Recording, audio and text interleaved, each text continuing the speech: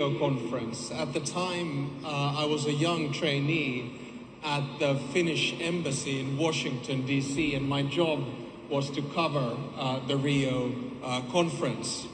Now, I know there are a lot of cynics who are following our discussion and our speeches here today, and to them I'd like to perhaps give a little bit of optimism, because I actually think that the UN Framework Convention for Climate Change and the COP meetings in general, as well as the Paris Agreement, have been a success story of multilateralism which currently is being challenged.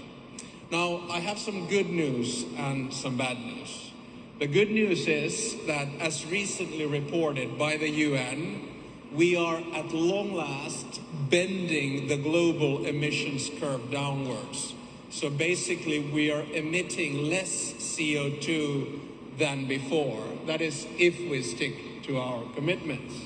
The bad news, of course, is that the direction might be right, but the pace is, as the King of Sweden just noted, way too slow. Now, COP30 is a crucial step on this path. Whether we will permanently lose the 1.5 degree goal depends on the decisions here and now. In my short speech, I would like to underline three critical elements which I believe will ensure the success of COP30. First, we must all lead by example. At COP, each party has an equal say, regardless of their size. And of course, in international relations, this is not always the case. So we are collectively accountable. Yes, the largest emitters must lead the way in reducing emissions, and they must do it now, but the rest of us need to act in an equally responsible manner. And here, please stop blaming your neighbor. I'm not blaming Sweden.